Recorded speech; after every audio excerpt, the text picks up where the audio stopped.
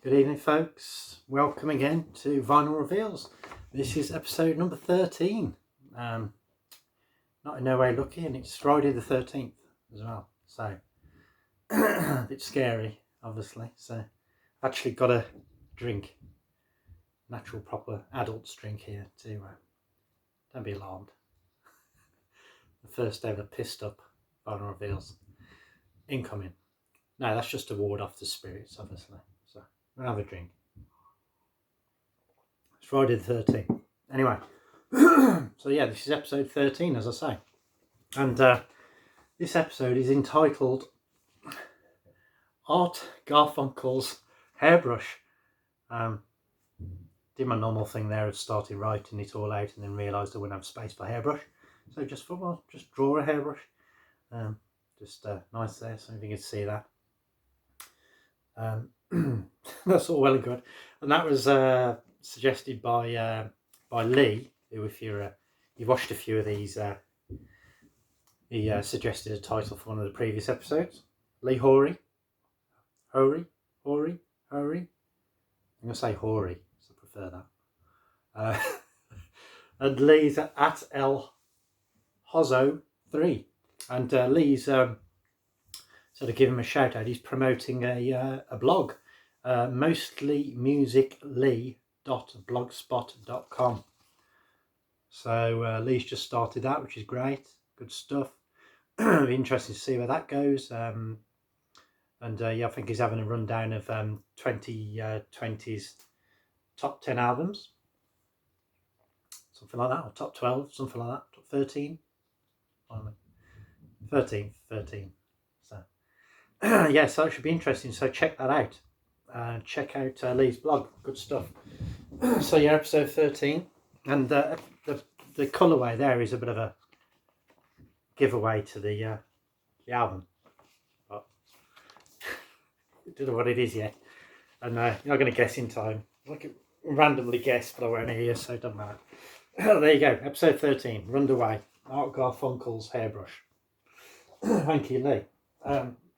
Right, let's get into it. And I've had this now for probably 3 weeks, 3 or 4 weeks. Got a bit of a backlog, as you probably know if you've been watching this. So I hope this is the right album. I've room for a shock. I'm pretty sure this is it. So nicely packaged. Plenty of packaging tape, and the usual pull mechanism that these have, which is all good. If I can get into it, I've cut my nails, you see, can't I? Bloody can't. Oh, it's not really worked. Pull's not really worked. Malfunction on the pull thing. Could be interesting. Oh, here we go. I've got it going. Don't panic. I don't know he is panicking. Okay. We're in. It's well packaged. Lots of protection. Try and get the front. Try and get the front of the album the right way up and all that. I think it's like this. We'll soon find out. Yeah. There we go. Just check if there's nothing else in there. I don't think there is. Cool. I ordered this off eBay, I believe, so I'm not quite sure who the seller was. Anyway, reasonably priced. And as you can see, the eagle-eyed amongst you, this is the album Howl by John Foxx and the Maths. There's the cover. And I'll open it up. I'll take the cellophane completely off.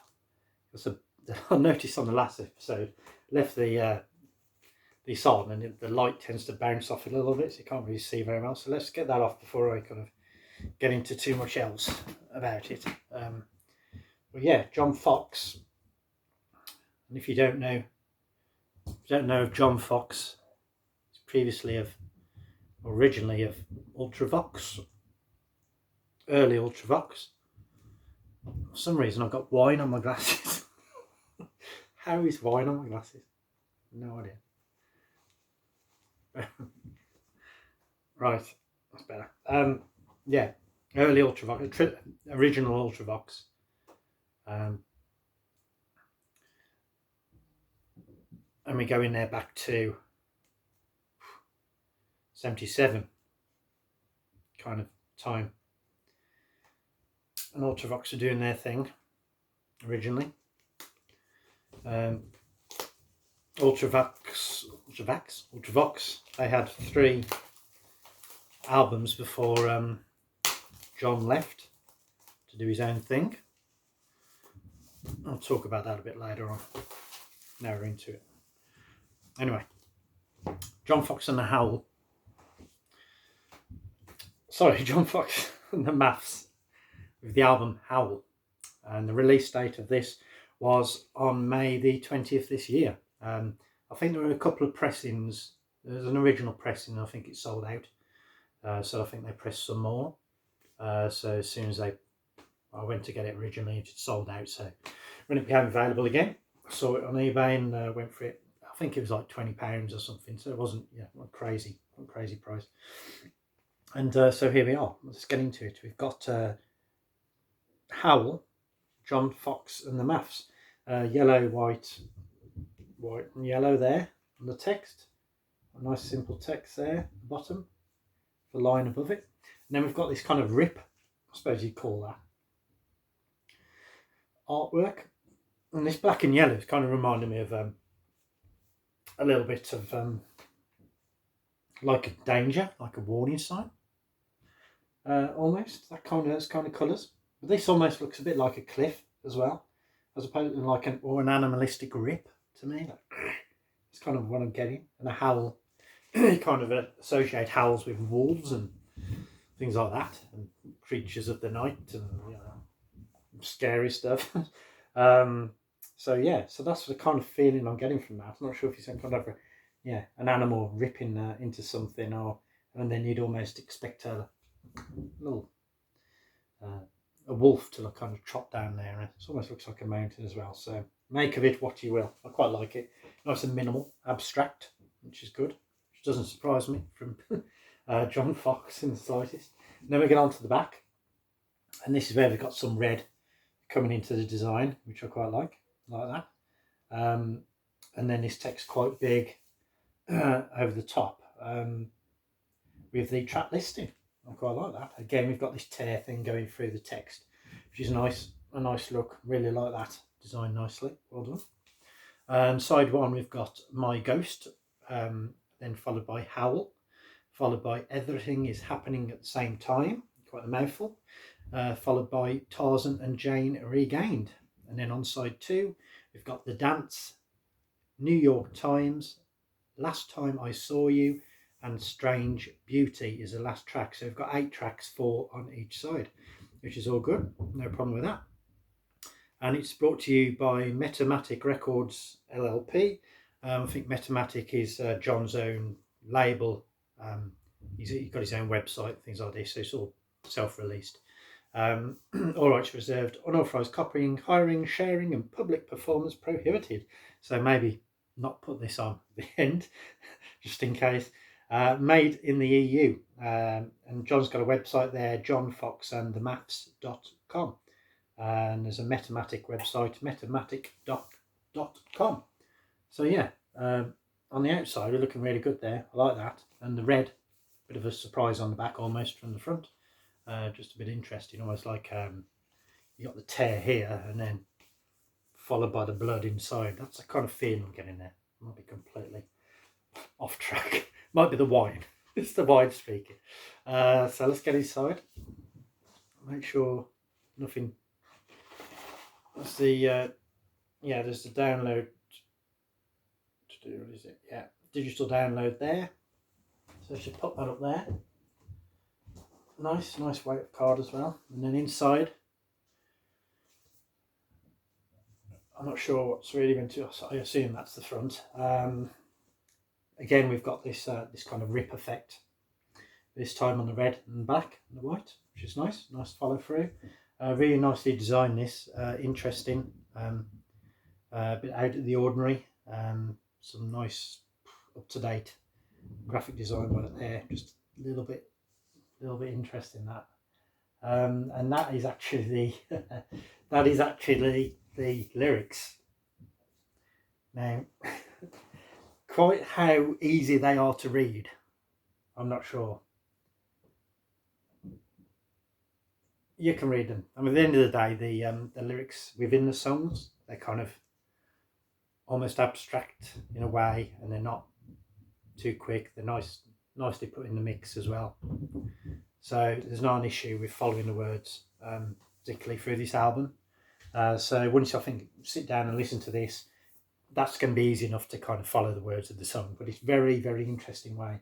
All this text stacked on top of one another in this big block, and the titles of the songs there in black, and the words of the song in white, forming this big white oblong. Very interesting. I like that. Really good.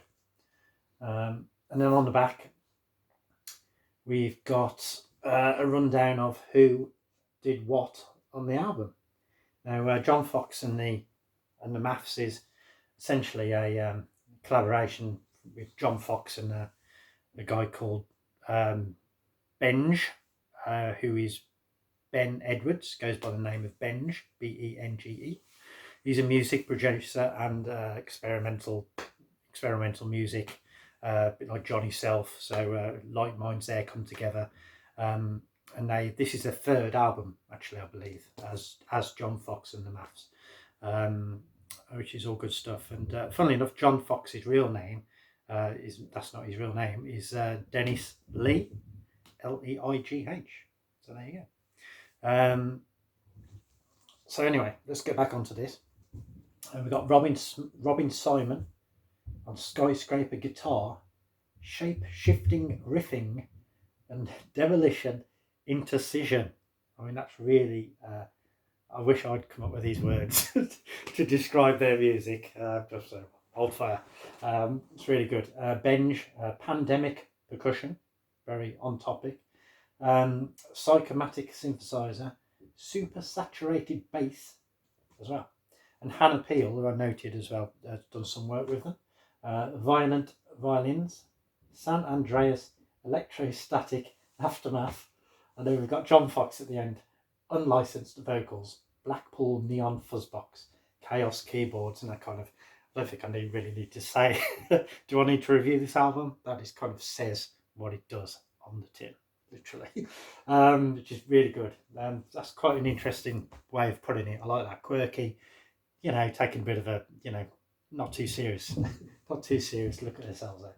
And then just some text at the bottom there. All tracks written by John Foxx, Benj and Robin Simon.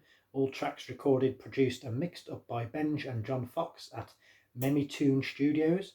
I think that's in London. I think Shoreditch, London, possibly. I know that's where Benji's studio is. Mastered by Sean Joseph at Optium Mastering. The front cover artwork by John Foxx and the Maths.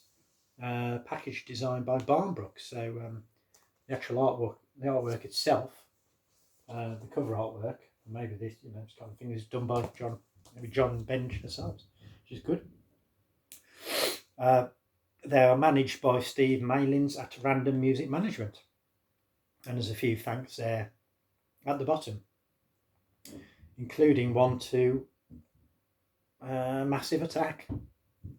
So interesting, cool. So I really like that. Good cover, and probably even more interesting in the sleeve, to be honest, if anything. So it's really cool. Let's get inside. Let's get to the nitty gritty. What it's all about. Put that there. Okay. So yeah, we've got this red vinyl, see-through vinyl. With Howl, again, same artwork as on the front cover, and a big number 1 there to denote side 1. And Howl with the red on the second side, which is quite nice and simple, follows through the graphics. Not quite lined up, but not far off. Nice work. Let's just have a quick look, see if there's anything on the runoff of note. Just scroll there. It's just the number 202585E1/A. For our A side, and we've got just scratched in there. We've got an R and C. Going back to that, does that relate to anybody here? Not sure. Yeah, but we've got an R and C. On side 2. Same again. We've got an RC etched in there. So that's all cool. I shall just pop it on the scales. It feels nice. Feels about 140 to me. I said that last time, didn't I? It's hopelessly wrong, but I'm going to go for it. Actually, bang on 140. Surprised myself there. I must be doing a few of these and getting used to it. So that's all good. That looks really good. I like that. A nice red vinyl. Should play well. Well done on the packaging, really good. Very interesting as well, the text, the way they've done the what they've said about themselves, particularly. It's quite cool, really funny. And yeah, not too serious, which I really like that. It's fun. They're having fun. He's ripe old age. I'm not quite sure how old John is now. Must be in his 60s. Knocking 70 probably, to be honest. John, if I'm completely wrong and you're watching, which you're probably not, sorry about that. Anyway, but yet, so let's tell you a little bit more about this. Have a drink. This Friday. So yeah, this is their first album with John Foxx and the Maths with Benj. Was called Interplay in 2011. And then I think they had possibly another album the same year, Shape of Things. I think they first collaborated in 2009, and it's one of those collaborations that's a bit kind of on off. You know, there's no like pressure to perform or bring this stuff out.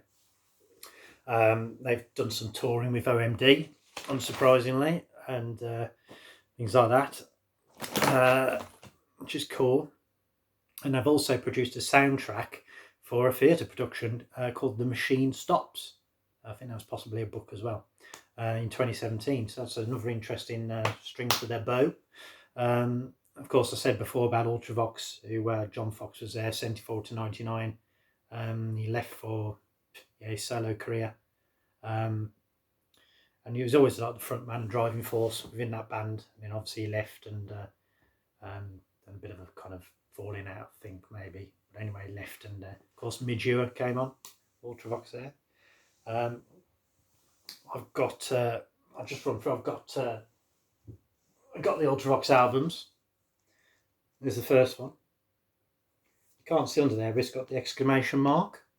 You'll probably see it on the second one. And there's John. That's what he looked like back in 77. But yeah, the exclamation mark was a nod to New, the NEU exclamation mark, the German krautrock band. A lot of the inspiration for John's stuff, kind of the third album, what's it called? Systems of Romance. Third album, it's kind of, they got a bit more electronic, and then after that, just John did his own thing. So that's cool, yeah. So I got the first album. Second album, Ha Ha Ha, another really good album, if you're interested. And Systems of Romance is the last Ultravox album with John Foxx. I think they maybe dropped the exclamation mark by this point. I'm not sure. That's a good one. Yeah, that's a good one too. And if you want a bite of all three, there's Ultravox 3 into 1, which is about 3 of the best tracks off each one, essentially. Really good. That's a good album to get if you want to have a listen to early Ultravox, early John Foxx, see where it's coming from in the development of the sound, so to speak. So I highly recommend that. You can find that. I mean, it'll cost me a tenner in a second-hand shop, so well worth it. Really, really good. So anyway, that's enough about that. Let's get on with it. And it's really this album, Howl, is it's like I've written down a compelling journey into a metallic heart of darkness. It's synth. It's all synth, electronic. There's a lot of lushness in there as well. Great lyrics, really good lyrically. Really kind of puts you in the picture of each song. There's no kind of not too much ambiguity in this. It can be harsh in places, really harsh, and it can be really soft as well. So you're getting the full array of what John and Genj can do here. Really nice juxtaposition I've put of harsh and light and dark throughout this album. Really good stuff. And it opens with a song called My Ghost, which is very haunting. John's got a really good voice. There's a little bit of playing around with it kind of thing. And this one opens with some synth guitar. Actually, it makes you think, oh, you know, we're going to get a bit of rock and roll sort of guitar in this, but don't be fooled by that. It kind of soon gets into your industrial bass and whirling high pitched synth and the tribal beat drums of what sort of John's about. And some really good lyrics in here. I've picked one out of this song. My ghost is standing between my walls and my dreams, howling through my bones, coming much too close, my ghost. Slices of interjecting laser synth throughout this, and almost like somebody is coming back to haunt somebody from their past. I think get that kind of vibe from the song. Really good, really good start. Number 2 is Howl, so self-titled song, title track, sorry. Again, this has got a tearing, ear-bending, lurching, jagged. This is real. This kind of real sort of socks it to you what they're about. And it's got this thing in here, let the beast out, as well. Again, it's got calmer periods in it to let the lyrics shine through. They really speak for themselves. Again, I've put very powerful vocals to the forefront on this one. And just at the back there, they've got a telephone ringing in the background. It's almost like it's by mistake. I'm sure it's not by mistake. I mean, he wouldn't leave anything to chance, this guy, which is really interesting. And when you got it up loud, you'll hear that. And just something very different. And that's what John gives you. Gives you always something to latch onto and keep your mind active. Number 3, this is one of the best songs on there. Definitely one of the best songs. Everything is happening at the same time, and that's a repeat line throughout it as well. This is a song about you know, what's going on in the world at the moment. You know, destroying the planet, destroying our lives, and being in control, that kind of thing. But throughout, this one's got a lush, entrancing feel to it. Jean-Michel Jarre-esque a little bit, that kind of thing. And he's very emotive on this, John, almost like speaking to us, like, listen up, you know, this is what I've got to say. And there's a nice set of lyrics in this. World's spinning round, skies falling down, but there's another way, and I can stand up and say, it's fast wake up time, I'm tired of those lies, and it's time for a change before it all gets too late.